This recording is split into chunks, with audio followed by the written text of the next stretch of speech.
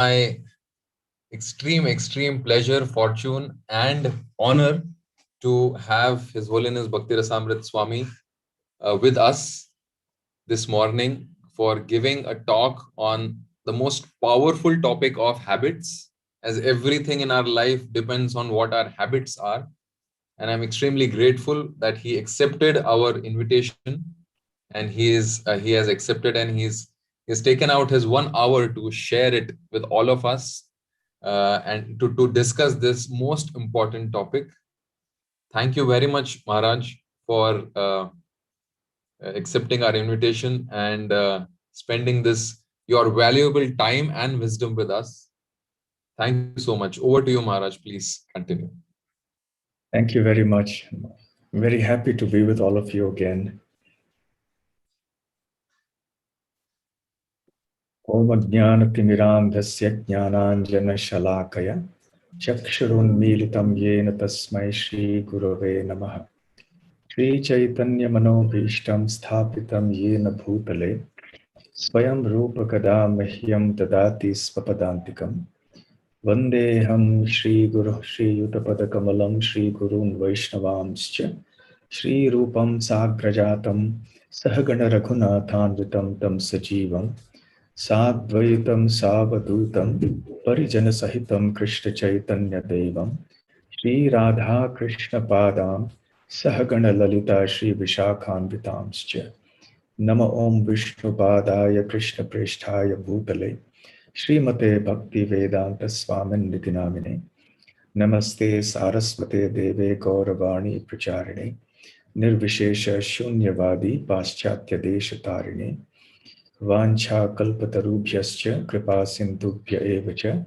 Patitanam Pavanebhyo Vaishnavebhyo Namo Namaha Jai Shri Krishna Chaitanya Prabhu Nityananda Shri Advaita Gadadhar Shri Vasadi Gaura Bhakta Vrinda Hare Krishna Krishna Krishna Hare Hare Hare Rama Rama Rama Hare Hare. I'm very happy to be here with all of you, and particularly happy because Govardhan Eco Village Yoga School is organizing this particular program on the occasion of completion of 6 years of this school. Hundreds and hundreds of students have passed through the portals of this school, so to speak, and have greatly benefited. It also happens to be International Yoga Day, I believe. And I'm also very happy that a series of such seminars and programs is being organized in these few days. I suppose all of you are in different places all over the world.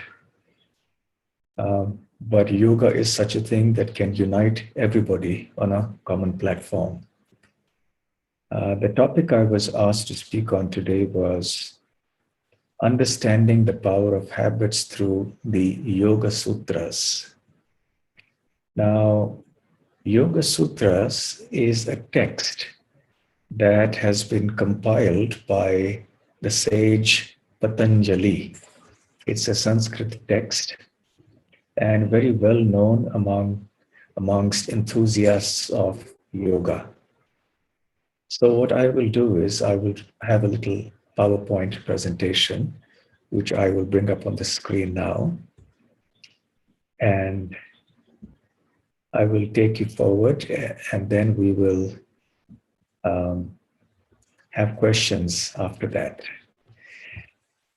So the power of habits is something that we are all very, very familiar with. It's not something that is new to us. So what we're going to talk about in the course of the next 45 minutes or so, roughly, is the following. What is the importance of habits? How are habits formed? What is the psychology of habits? Particularly, we're going to look at the perspective that is given by the Yoga Sutras of Patanjali, but we will also include some element from the Bhagavad Gita, which is also a vital yogic text. Then we're going to speak about habits and childhood briefly, and then the all important topic of habits and destiny, and dealing with bad habits, creating good habits, and eventually the conclusion. So, what is a habit? Of course, we're all familiar with this word from childhood. We've probably been admonished by our parents or elders in our childhood, telling us how we should give up a certain bad habit. Perhaps we are familiar with habits because we want to give up certain habits, we want to acquire new habits, we make New Year resolutions and so on. Sometimes we succeed, sometimes we don't. So a habit is essentially a settled or regular tendency and on practicing something. And it's usually uh, very hard to give up. And sometimes it's done even without knowing that we are doing it. You know, it becomes such an integral part of our life that we don't even realize that we're actually, involved in it. Habits are important. Why are they important? Because we are all creatures of habit. Um, let me just adjust the size. Okay. So we are all creatures of habit, meaning that we're accustomed to doing things out of habit. Actually, someone has made an estimate, some psychologist has made an estimate that about 90% of what we do every day is based on habit. That's quite a lot. It's very significant. Everything actually is formed by habit. Habits actually reveal who we are. And everyone's life is touched in such a deep way by habits, good habits, bad habits. And especially for those who are seeking spiritual advancement, it's very important to understand the subject of habits. Our habits determine our quality of life. They determine who we are. Why is that? Because we are what we repeatedly do. You've heard sayings like we are what we eat, you see, we are who we associate with, and so on. So also we are what we do. We become what we do. And especially when we repeatedly do something, then all the more these habits then, these activities get converted into habits and then they control us. They will either make us or they will break us. We can have mental habits, we can have physical habits, we can have attitudinal habits. You know, habits can exist on various platforms of our consciousness and our activities. So they actually control us. It's surprising at the degree to which we are actually victims of our own habits. But ultimately, our habits are created by us. So because we created it in the first place, it is our responsibility to rectify those things if these habits are not helpful for us, if they're not beneficial. So if we want to control our life, we must control our habits. Yes, because we are made up of habits, so to speak. 90% of our life is habit. Therefore, we must consciously create the right kind of habits and nourish them. And equally, we must consciously avoid creating the wrong kind of habits. So we must consciously weaken and break the bad habits. So all of us, at least as normal human beings, we have habits of various kinds. We have good habits, perhaps we have some bad habits. From the language of the Bhagavad Gita, and language which is increasingly also part of the yoga terminology, good habits are essentially part of what we call the mode of goodness or the sattva guna. Bad habits are part of what we could call the modes of passion and ignorance, which means Rajaguna and Tamoguna. So we need obviously some standard um, to determine what is good and what is bad. So these three terms, the mode of goodness, the mode of passion, and the mode of ignorance, kind of provide a standard for us by which we can judge, whether our habits are good or bad. And also, what do we mean by bad habits, our strong habits? So these are terms that we will deal with as we move along. But the important thing is that we must recognize what is controlling our life. And real freedom actually means to break free from bad habits. Because we are creature of habits, we are equally controlled by good habits as well. It's a very important point to note. So it's not a bad thing to have habits and be controlled by habits. But the question is, what kind of habits do we have? If those habits are very good, and if they're helpful to us physically, mentally, emotionally, intellectually, and above all, spiritually, then those habits are good for us.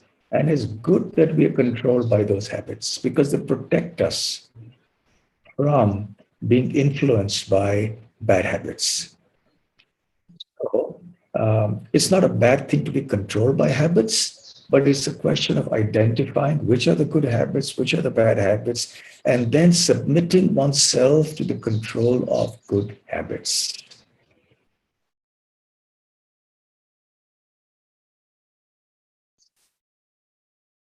Okay, so wherever we go, our habits follow us. Just like our karma, because as we'll see a little later, habits are formed by karma, by our actions. As we mentioned earlier, when we repeatedly do something, then it becomes a habit. So habits become a necessity. As you know, the old habits die hard. And so it's very difficult to break the habits. I remember a little story, a short story, that there was a thief, and he decided he wanted to reform himself. So he went, people who were spiritual. So when he went there, there was some discourse going on, a spiritual discourse. So he sat there. And then the gathering uh, decided that they were going to go on a pilgrimage to some places, some holy places. So the thief decided that he would do that as well because he wanted to reform himself of the bad habit of stealing. So he went along with them at the appointed date, and they all gathered together and they were all living in one large room. In those days, pilgrimages were rather austere and living conditions were not as luxurious as they are today. So they all lived in one big room and they had their luggage next to them as they slept. Now, this thief woke up in the middle of the night, and because he was so afflicted by the bad habit of stealing, the urge to steal once again rose very strongly within him. And it was like an itching in his fingers that he had to do something. But then better sense prevailed that he understood that I'm here to reform myself. I'm in the midst of spiritually minded people, and it's really not good for me to steal other people's belongings. But so he went back to sleep, but then the urge was too strong. So he thought he has to do something. So what he did was he woke up and quietly in the middle of the night, when everyone was asleep, he interchanged their luggage. So he picked up one person's luggage and kept it next to another person, picked up that person's luggage and kept it next to a third person. So he had to do something, so strong was the habit. And in the morning, when people woke up, of course, there was chaos. And people were wondering who had done this and how come their luggage was all over the place. At that time, the thief confessed. He said, "I'm really sorry, but I've become a victim of my habit. I'm trying to reform myself. And since I thought it's not good to steal, but still the urge was strong, the least I could do was to just interchange your luggage." So therefore, it is well said that the chains of habit are too tight to be broken, are too tight if they are too heavy to be broken. So they are too tight to be felt until they are too heavy to be broken. So we realize only when it's too late. So actually, trying to introspect sincerely and identifying habits, good or bad, is an essential part of our progress. So, how are habits formed? Of course, habits are formed, yes, by repetition of particular acts. And the more we do them, the more intensely we do them, and the longer the period for which we do them, the stronger they become. Now, there is a saying in India that if you do something, 12 days in succession, then it becomes a habit.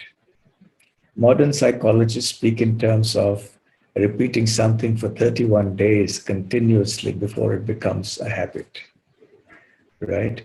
So, I mean, generally, let's say you're accustomed to doing a particular thing and you want to break it.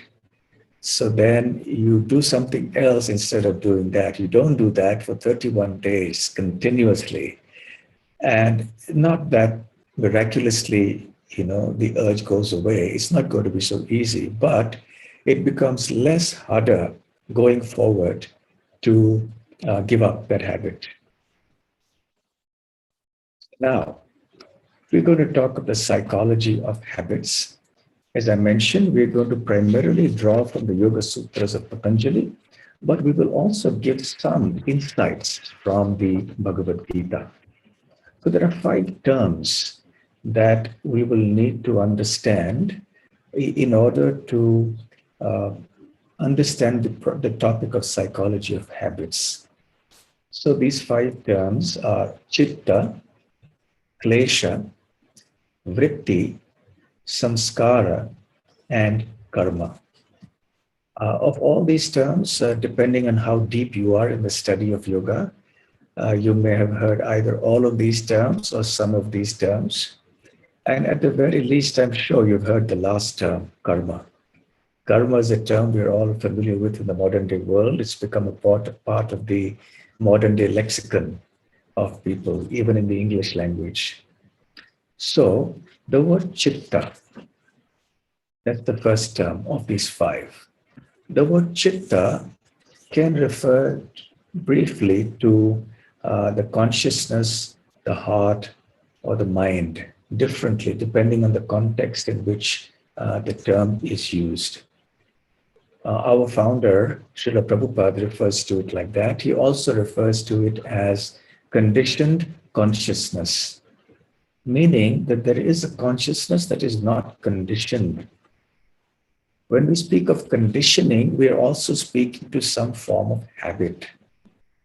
Originally, as you know, consciousness is pure because consciousness is a symptom of the pure, eternal, spiritual soul. In Sanskrit, referred to as the Atma. So, because the Atma is pure and spiritual, its quality of consciousness is also naturally pure. However, when the Atma, the soul, comes in contact with this material world, its spiritual nature gets eclipsed. It gets covered over. And one becomes the victim of certain bad habits. The materialistic mentality is reflected in various types of bad habits. So that comes about because our consciousness now has got habituated to the material atmosphere, so to speak. So this is chitta. So there is a pure chitta and there is the conditioned chitta. So the goal of life actually is to move ourselves from the state of conditioned chitta or consciousness to the stage of pure original consciousness, which is actually our constitutional nature. And that is how Patanjali in the Yoga Sutra defines yoga. So this is actually what yoga is meant to do. Yoga is meant to transform our consciousness from, hmm, I don't know where these lines are coming in on the screen from. Okay, so yoga is essentially a process for transforming our consciousness from the conditioned state to the unconditioned pure state, to rid our consciousness of all the debilitating, inebriating, bad habits. Yes. So, how Patanjali defines yoga is as follows: Yoga Chitta Vritti Nirodha. Yoga is the Nirodha, which means the cessation of, and Chitta means consciousness, and Vritti refers to the restlessness, refers to the kind of disturbances that originate within the consciousness. So all of us are familiar with the fact that the mind always disturbs us. At any given point in time, there's always something that seems to occupy our mind and move us in one way or another. Often they are very disturbing thoughts, and we're annoyed about something, we're irritated about something, there's some unfulfilled desire that we have, and so on. So, yoga essentially consists of the process of calming the restless mind. So, the getting of good physical health is not actually the primary objective of yoga, as is mistakenly understood in the modern day world. Most people do yoga for physical fitness, which is all right, certainly, because good health is important for us. And yoga is a very sattvic way of doing that.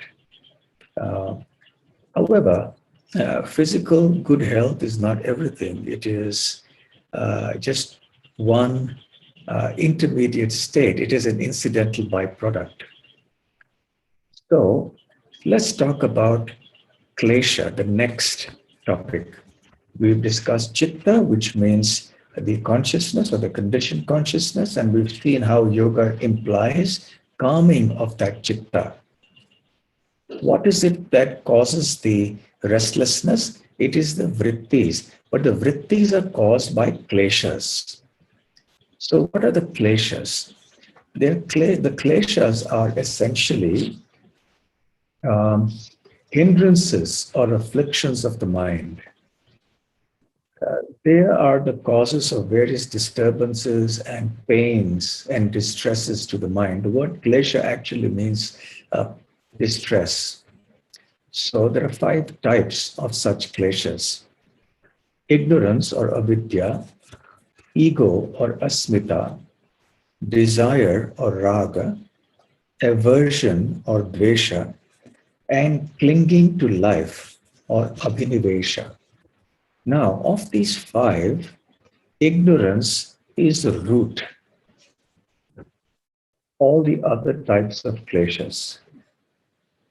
So, um, we have to actually address the principle of ignorance or avidya. And that comes by acquiring spiritual knowledge and by simultaneously beginning spiritual practices in accordance with that knowledge. Then automatically, as avidya or ignorance is destroyed, these other 4 manifestations of klesha will also get destroyed. And when the kleshas are destroyed, naturally the consequent vrittis will also be reduced. So the kleshas are deeper elements of the psyche. They are deep within the consciousness. So after discussing chitta and klesha, Now we'll talk about vritti. The vritti can refer in general terms to um, a tendency or a nature. But specifically here, vritti refers to any thought or any emotion or a sensation or an idea that occurs to us in our mind. These vrittis are constantly generated within the mind and they stem from the kleshas, as I mentioned earlier. The kleshas give rise to the vrittis. The afflictions of the distresses give rise to these thoughts or sensations and so on. So the vrittis are the surface level manifestation of the kleshas. So the kleshas are in the deeper level of the psyche, and the vrittis are they manifest themselves in the observable platform, and they are mostly cyclical in nature. Uh, One could compare them to uh, bubbling activities. When you're boiling some water, sometimes the bubbles they come to the surface, or even on the ocean. In the ocean water, you see the bubbling coming up in the water. So it's like that. It's something that comes up from within, and then the bubbles come to the surface. So therefore, these vrittis they happen in response to internal and external stimuli. So we'll continue with vritti. There are two types essentially, two types of these cyclical or these responsive um, acts that take place at the surface in response to the kleshas. One is called klishta and the other is aklishta. The klishta vrittis are those sensations or those ideas or thoughts which are detrimental to yoga. When we speak of detrimental to yoga, we're speaking of the fact that they're harmful to us. They spoil our consciousness, they spoil our chitta, they increase our kleshas. They arise from kleshas, and when we nourish them, they increase the kleshas as well. They arise from the modes of passion and ignorance, which I referred to a little earlier. And the aklishta vrittis, those that are not detrimental to our consciousness, and they are actually beneficial to our life. And they arise from sattvic discrimination. By sattvic, I mean the mode of goodness. And they seek to control the influence of rajas and tamas. So these aklishta vrittis, these beneficial tendencies, they arise from the mode of goodness, and the intention there is to subdue the negative influence of the modes of passion and ignorance. Now, it's clear that it is important to have vrittis. We can't do without vrittis. But which kind of vrittis? That's the question. So we need those vrittis that arise from sattvic discrimination. And that is an important topic for us. How does one facilitate sattvic discrimination? We'll come to that in a few minutes.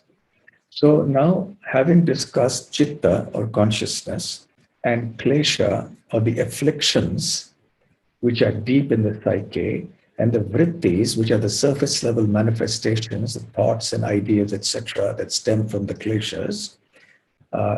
Now we will come to samskaras, which was the fourth topic that I mentioned, as described by Patanjali in the Yoga Sutras. So the samskaras, the word samskara means complete act. Kara refers to an act that is done, and sam is a prefix that indicates completeness. So the word samskara has many connotations depending on the context in which we use it. In other senses, the word samskara indicates an act of reformation or purification. In very simple terms, in our yogic context here, we can understand samskaras to be impressions or imprints made on the chitta by one's vrittis and karmas. They are sensory impressions. So they're impressions that are actually imbibed through the sensory organs, and then they make imprints, impressions on the consciousness. So the vrittis and the karmas means our activities. The vrittis are internal, they're already existing within us. And the karmas are something that we do. So by doing an activity, which is an external act, then that has an impression on the chitta. Similarly, our pre-existing vrittis also create impressions in the chitta. So a crude analogy for this would be the sound imprinted on a tape or an image on a film.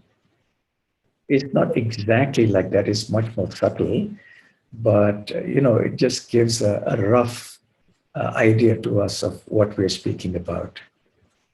So we could also speak of it in terms of a pathway or a groove in the mind. And imagine also that you have, let's say, you make a little channel in the mud in your garden, and you want the water to flow from one place to another in your garden, and you make a little channel. You just cut the mud a little bit and let the water flow through that. So the water then automatically flows. Yes. So you've made a kind of an impression in the mud, in the ground. Now, as more and more water flows in that very same channel, what happens? The channel starts, wearing out, the water starts wearing out the mud, and perhaps it starts becoming a little bigger. Yes, so we'll see that. So, now this is an interesting point.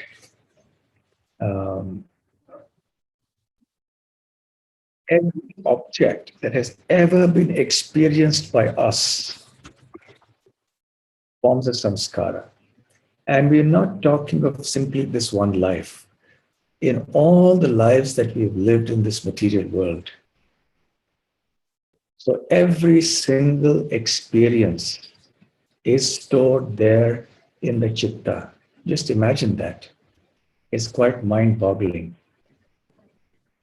And thus the mind is a storehouse of these recorded samskaras, deposited and accumulated in the chitta over countless lifetimes. I mean, let's take a hold of that and try to figure out what this mind is. Now we speak of so many gigabytes of memory in our computer or in our phone or something, But just imagine this. Every single event, thought, word, or deed, every single sight, every single sound, every single smell, every single taste, every single touch, the experience of that is recorded in our chitta, in our mind, since time immemorial. Of course, we don't remember all of them because in the language of modern psychology, they have receded into the recesses of the subconscious mind. So they are not accessible to us from our current state of conscious awareness. But they are there. And there are psychologists who, even if they're not aware of the yogic science, they could, by certain means, cause you to revive certain thoughts and experiences from your past as a means of healing. There are some psychologists who even do past life regression. That is, they take you into your past life in a state of hypnosis, and then you can understand the root cause of all your problems. Why you're facing a certain psychological, situation. So, what we understand, what we remember, what we perceive and experience is only a very, very tiny, insignificant portion of the entire, shall we say, repository of impressions of samskaras that we have within us. So the vrittis and samskaras that are repeatedly deployed form deeper pathways in the chitta, and thus similar thoughts flow more strongly in the same direction. So that's the example I gave about that little channel that you made in your garden for the water. The more you put water into that channel, the wider the channel becomes eventually. So similarly, if you are accustomed to thinking in a certain way, the more you think in that way, the deeper the tendency to think like that uh, comes about. So in other words, you will want to think like that more and more. And thinking like that will come to you easier and easier. And therefore, as a corollary, it will be harder and harder for you to stop that way of thinking. So now, this idea that everything is in our chitta, all the experiences, our founder, Srila Prabhupada, gave a simple example that sometimes we may dream of a mountain of gold. Now we know that there's nothing like a mountain of gold. We've seen gold and we've seen a mountain. And both these ideas or conceptions exist within our mind. But what the mind does, it mixes up the two. And therefore, we see a mountain of gold in our mind. Yes? So, the memory, therefore, acts to retrieve something from the subconscious. So, when someone has a better memory than somebody else, it only means that by that person's karma, that person has an ability to delve deeper into that storehouse of memories and come up with something instantaneously. When someone has amnesia, it means that by karma now, the brain, the physical functioning of the brain is such that one cannot delve into one's memory. So generally what happens is that the older memories are pushed down, uh, and the other memories, which are more recent, they appear on the surface. It's something like bed bugs. I don't know if you're familiar with bed bugs, but in hot tropical countries, bed bugs are sometimes a very big botheration. So, bed bugs, you may think you've destroyed them, but, the eggs may remain. And at a suitable time and a suitable season, these eggs will again give birth to other bed bugs. So similarly, our impressions, samskaras, they go deep down, and we may think we've conquered it, but actually we haven't, because from deep down, from the past, these things will still emerge again at some suitable point in time. So, given some appropriate stimulus, many of the old samskaras then may be revived. Okay, the power of samskaras.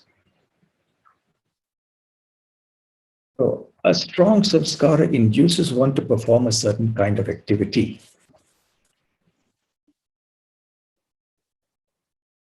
Sorry. These strong samskaras impel one to act in certain ways again and again, thus impeding the exercise of one's free will or choice. Yes, so this is an important philosophical point. Do we have free will or don't we? We do. But very often we find ourselves compelled to do a particular act as if we're helpless, or it becomes really very difficult to do a certain thing we want to do. There seems to be some hidden obstacle that comes in the way of our doing a certain thing that we want to do. So that is because these samskaras have become so strong that they compel us to act in a certain way or to not act in a certain way. So when we do a certain karma or an activity again and again and again, the samskara becomes stronger and stronger. And to that degree, it becomes a significant impediment in the exercise of our free will or our choice. So the stronger the samskaras become, which means the more repeatedly we do those activities, the more they dominate the psyche and demand fulfillment. So we're all familiar with that. Samskaras thus account for personality traits, or they account for habits, they account for compulsive and addictive behaviors. So now we come to the topic of samskaras and habits. Now you've already got an indication from what I've said before about the relationship between samskaras and habits. And obviously, we've talked of karma as well, because when we perform karmas, the samskaras get even deeper. So, sanskara, a strong samskara induces one to perform a particular type of activity. The repeated performance of that activity makes a samskar even stronger and becomes a more powerful impetus to act similarly again and again. For example, if someone has a habit of lying and that person succumbs to this habit and lies again, then now the samskara that is formed by the karma of lying again and again becomes even stronger. And that strong samskara will induce one to speak lies again. And then the more we speak lies, the stronger the samskara becomes again. And then we go on and on. So it becomes a vicious cycle. And then stopping lying becomes extremely difficult. So, this is an important point. Resistance to performing that activity keeps diminishing, and it becomes progressively easier and easier to do that activity. So, as we saw earlier, it essentially robs us of our free choice. Finally, it becomes a compelling force, a strong habit. And when something becomes a very strong habit, it's very difficult to change it. You know, when there's a plant, uh, you can easily uproot it. But when that plant transforms into a tree, then it's very difficult to cut it down. So there are two types of samskaras. The positive samskaras, which induce sattvic karma, which creates spiritual inclination and which foster good habits. And there are also negative um, samskaras, which induce rajasic and tamasic inclinations, which means inclinations in the mode of passion and ignorance, and such karma like craving and aversion, and they increase material entanglement and they foster bad habits for us. So we have to try to see how to inculcate positive samskaras, not the negative ones, and the samskaras in the next life. The kleshas, vrittis, and samskaras provoke various karmas to be performed. These karmas produce reactions. One reacts to these reactions, which give further reactions. This continues ad infinitum. So, this is the cycle of karma. So, the kleshas, vrittis, samskaras. Kleshas cause the vrittis, which cause the samskaras, which cause the karmas, which again cause the cycle to move on and on and on. All these karmic reactions cannot be accommodated in one lifetime. They spill into the next life along with the kleshas, vrittis, and sanskaras, and thus one is born with a certain nature in the next life. And that in Sanskrit is called svabhava. So we are born with a certain nature, all of us, every one of us. Some people are born with a sattvic nature, some people are born with a rajasic nature, some people are born with a tamasic nature. Most of us are born with mixed natures. Sattvic, rajasic, tamasic, we have something of everything. So in the Bhagavad Gita, Krishna, in order to save time, I will not read the whole verse. Krishna, in the 16th chapter of the Bhagavad Gita, speaks about the divine qualities. For example, fearlessness, purification of one's existence, cultivation of spiritual knowledge, self-control, etc. So these are different qualities that appear in the 16th chapter, verses 1 to 3. And what's significant here is that Lord Krishna says that those with a divine nature are born with these qualities. The word Sanskrit word uses abhijapasya, of one who is born with the divine qualities. So Arjuna, Krishna says to him, you are born with the divine qualities. So it means that there was some cultivation of positive samskaras in the previous life, which makes one have this svabhav in the next life. Similarly, there is the demoniac nature, pride, arrogance, conceit, anger, harshness, and so on. So these are qualities that belong to the demoniac nature. And Krishna says that some people are born with this demoniac nature. So now we can understand why people are born with certain natures. The modern psychologists say that one's nature is formed roughly as follows. This is an interesting point of information. 50% is formed at birth by what they call genetics. We would call it the samskaras of the previous life. 10% is formed by the environment, and 40% is in one's hands, which means it is a free choice. So, habits and childhood. So, therefore, if we try to cultivate the right habits from childhood, we have 50% there, remember. 50% is what you have from your previous birth, so that can't be changed. But you have the rest of the 50%, which is in your hands. So if you have children, then you can train them to have good habits. And like wet cement, it's easier to create impressions when one is young. As one grows older, one becomes more rigid in one's thoughts and approaches. Chanakya, the great moralist, has also said that one must start doing this from a very young age. Some useful quotes. I'll be a little quick because I've run out of time. Parents who give children good habits provide for them better than by leaving them a fortune. Habits of youth accompany us in old age. Habits at 3 are habits at 80. You can't teach an old dog new tricks. Okay, so these are some familiar quotes that you've heard. I want to make a brief mention of Govardhan Samskar. The Vedic culture speaks about a purificatory activity called the Govardhan Samskar, which is done even before the act of conception. That ensures that a person with a good svabhav or nature is born. So we sow an act, we reap a habit. We sow a habit, we reap a character. And I'll quickly go through this hierarchy. What we believe in leads to our thoughts. What we think manifests in words and actions. The actions we do form habits. Habits form character.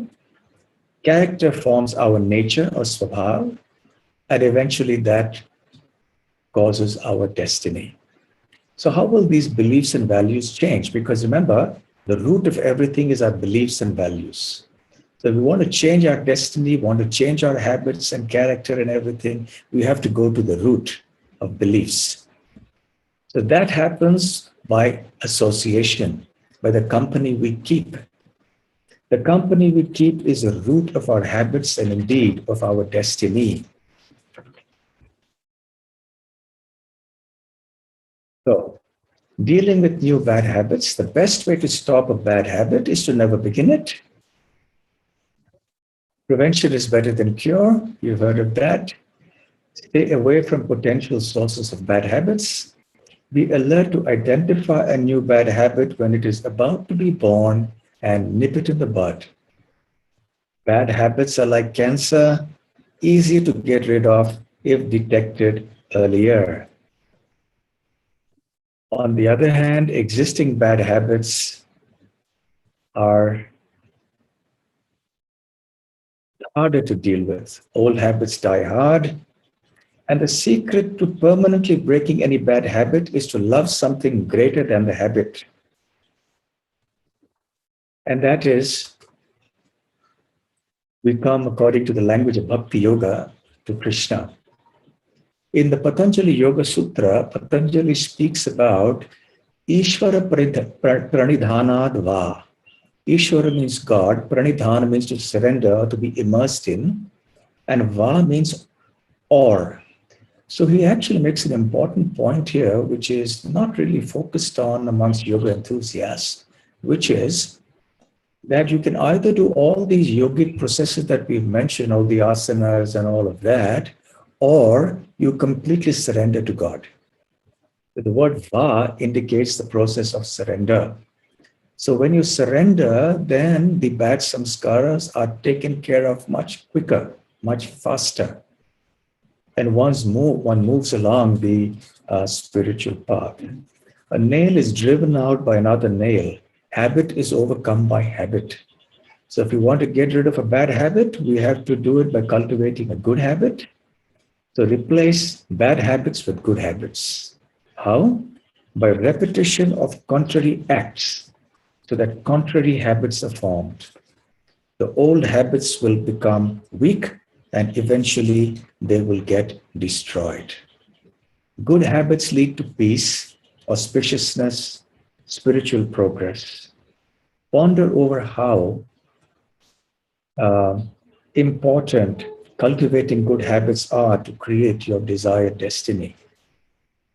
As I mentioned briefly earlier, good habits are as addictive as bad habits, but they are much more rewarding. So we must protect our good habits and strive to create new ones. So creating good habits happens by resisting temptation, to identify which good habits are necessary to make spiritual progress and attain joy and auspiciousness.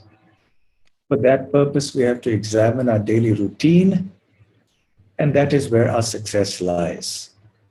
Begin with developing good habits in little things, in small things. Good habits and big things will follow. Repeat these acts day after day. Modern psychologists, as I said earlier, speak about 31 days. Yeah. Cultivate the mode of goodness by company that is sattvic. Then it is much easier to break the bonds of bad habits. Good habits will automatically form in such sattvic association. The higher self begins to manifest.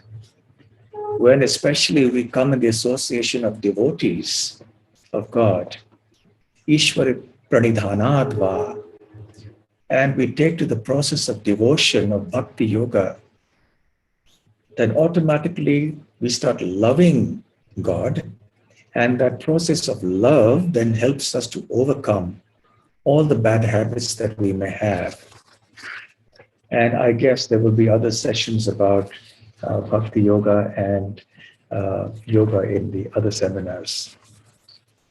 So the last and final slide, we have to make the right choices. The responsibility is ours.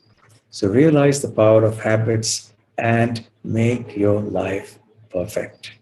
Thank you very much.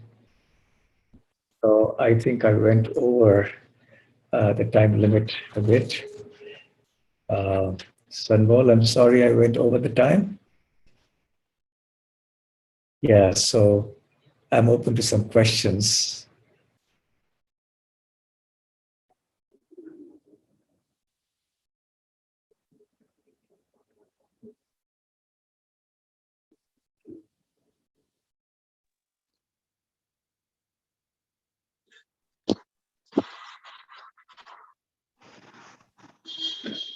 Hare Krishna Maharaj, Dandvat Pranam. Hare Krishna. Yes, Hare Krishna. Maharaj, myself, Krishna Rupa Devidasi from Pune Temple. My question Okay. is, Maharaj, that when I was very small, I was a dull child.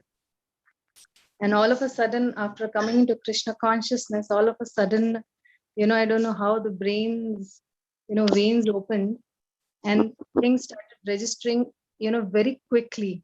So I'm a little bewildered that how was that possible, that after coming into Krishna consciousness, after meditating the mantra, how these veins got open, and then things started registering very easily for me, and I could memorize things very. Previously I had a challenge of memorizing my own school homework and everything.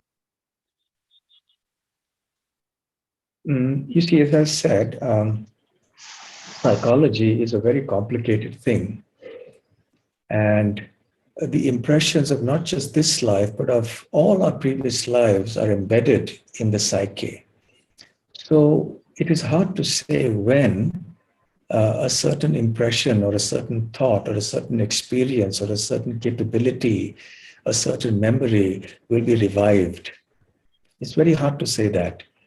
According to some karma, or if one has taken to spiritual life very seriously, then according to the will of Krishna, such things may happen from time to time. Sometimes it may be positive, sometimes it may be negative. So we don't worry too much about that. We just continue with our spiritual life and move on. Okay? Thank you, Maharaj. Thank you so much. Hare Krishna. Thank you, Maharaj. I am Amritapurni Devidas from Bahrain. I just want to ask Maharaj, like for our children's bad habits, should we give them punishment, because that will create another memory or another thing in their mind. So punishing children for their bad habits, is it good or bad? Well, parenting, your question is that punishing children for the bad habits, is it good or bad? Well, parenting is a skill that is much needed. It's a hard skill. It's not an easy skill. And it all depends on case to case, but it is generally not advisable to, punish severely. It's not the right thing to do. One has to learn the skill of, rectifying them without creating any traumatic situation. So there should neither be anything physical or emotional that can cause them some problems presently and also in the future. So we have to deal with it very intelligently and see how best to take that child forward. That is not my area of expertise, so I will not speak further on this point, but suffice it to say that one must be very careful in the process of rectifying children. Certainly, some degree of rectification may be essential because children tend to behave in so many different ways that may be undesirable. It is our duty to rectify them. We will be failing in our duty if we don't rectify them. But how to do that is a question that needs intelligence and discretion. Okay. Hare Krishna Maharaj, Dandvat. All Krish to Srila Prabhupada. This is Amritanand Das from ISKCON of Central New Jersey. Oh, Hare Krishna, Amritananda Prabhu. Hare Krishna. Very happy to see you. I'm happy to see you and hear you, Maharaj. Savita and I logged in. Usually we come through the Facebook platform. Today I got the Zoom. And Maharaj, my question is regarding habits. Now, these 31 days, we may cultivate good habits even for years together. But somehow or the other, a temptation may come and pull us in some other direction. This temptation aspect, which could easily overcome years of good habits, what more can we be doing other than association to keep these temptations away? The knowledge is also there, but in spite of all that, we can give in to temptation.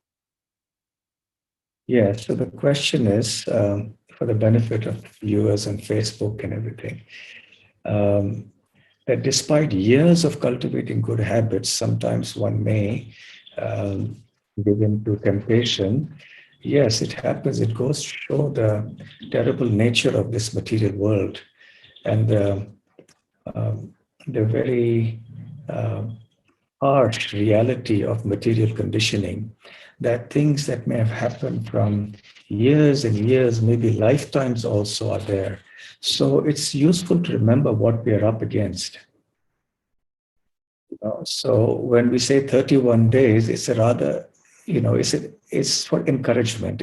But one should understand it's a rather simplistic, depiction of what it takes to completely overcome all the samskaras, the bad samskaras of the past, so many lifetimes. What to speak of just this one lifetime. So it only means that we have to emphasize further those activities that strengthen our good samskaras and keep on doing that very rigidly. We strengthen our good habits further. That is the only way to overcome the bad habits or the bad tendencies. There is no other way. To create contrary habits and to focus on those good habits and keep at it and not get disappointed if there is some little slip up somewhere. It may happen. It may happen. But one has to be vigilant and one has to focus on the good habits. Okay?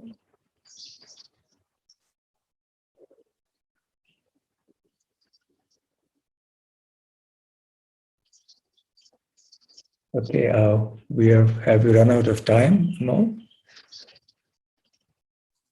Can continue for a few more minutes, Maharaj. I think there are 2 more questions. I'll just read one out. Okay. It seems a little scary to be controlled by good habits. I have known people who have sattvic habits who are so attached to them that they become judgmental or insensitive and don't feel they need to change at all. Can you please throw some light on this? This question is by Anita here. Okay, so the question is that it seems a little scary to be controlled by good habits. There are some people with sattvic habits who become very judgmental about others and they don't feel the need to change. Well, then probably they have some bad habits as well, along with their good habits. So what you're seeing in them is a remnant of the bad habits. So having good habits is not a problem, but the bad habits that also coexist with those good habits is a problem. So we have to address the bad habits. Not the fact, the problem is not that they have good habits. The problem is that they have those other bad habits by which they tend to become insensitive to the plight of others and so on and so forth. And ultimately, what do we mean by good habits?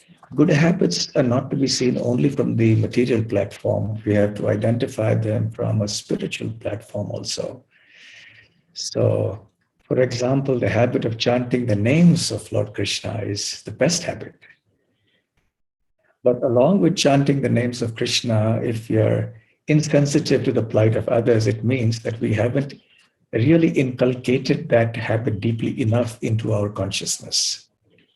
We are doing that chanting process, but it hasn't caused that change of heart, which means we need to do that more, we need to do that better. Okay. 2 more questions, Maharaj. One is from your Facebook page. Someone is asking, is our free will totally free or is it also governed by the Lord? Okay, so the question is our free will totally free or is it also governed by the Lord? Well, as I mentioned, some degree of free will always exists with the soul. That is what it means to be conscious. However, it's a question of where you want to utilize that free will. When we utilize the free will, Ishvara Pranidhana, in the process of surrendering, as Patanjali says in the Yoga Sutra, to surrender to God, then that is the correct use of the free will. So we voluntarily submit ourselves to the will of Lord Krishna. Whereas if we don't do that, then we voluntarily submit ourselves to being conditioned by material nature. Then our free will is dominated by material nature. It is controlled by material nature. So we do have a minute free will.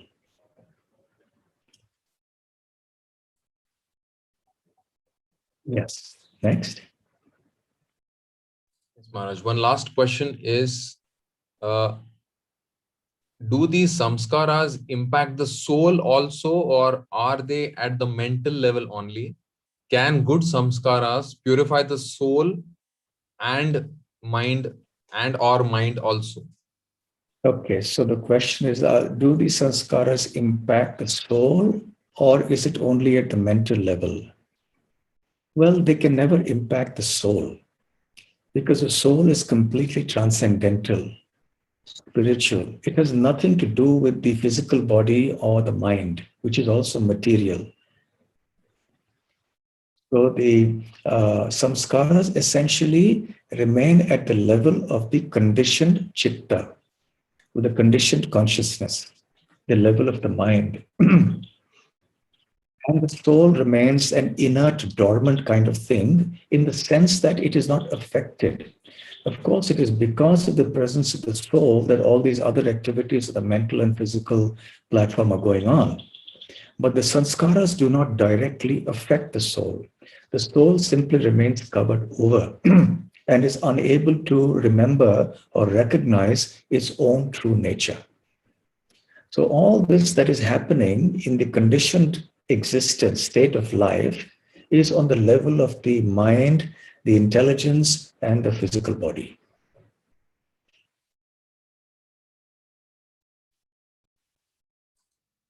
Thank you so much, Maharaj. Okay, and best wishes once again, and congratulations to all of you in the Govardhan Eco Village Yoga School for having conducted this series of seminars on this occasion.